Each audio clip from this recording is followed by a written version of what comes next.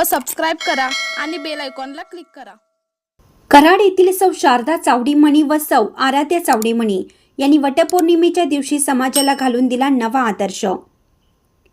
वटपौर्णिमेच्या दिवशी महिला वडाची पूजा करण्यासाठी जातात, तेव्हा वडाभोवती महिलांनी ठेवलेला नैवेद्य झाडाभोवती खूप गोळा होतो।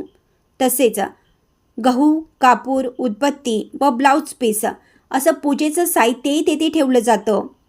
हे असेच मिक्स झाले तर तो नैवेद्य कोणालाही खाण्यायोग्य राहणार नाही व तिथेच पडून सडेल किंवा दुसऱ्या दिवशी गोळा करून नदीमध्ये सोडावं लागेल। हे एका वडाच्या झाडाजवळ एवढं तर सर्व ठिकाणी पूजा झालेली असते व हे सर्व नदीमध्ये विसर्जित केलं तर केवढं प्रदूषण होत असेल।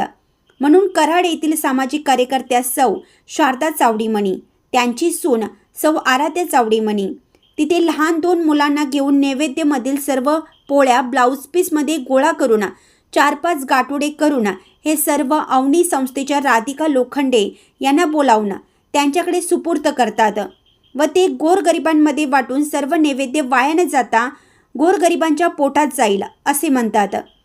त्यामागील 3 वर्ष सलग हे काम करत आहेत व त्यांनी इतर सर्व महिलांना संदेशही दिला आहे की विनंती आहे, आपण सर्वांनीही आपल्या परिसरातील वडाच्या झाडाजवळील नैवेद्य असा वाया न जाता तो कसा गोरगरिबांना मुखी पडेल याबद्दल नक्की प्रयत्न करावा। इंडियाचा आवाज न्यूजसाठी कराडहून विजया माने।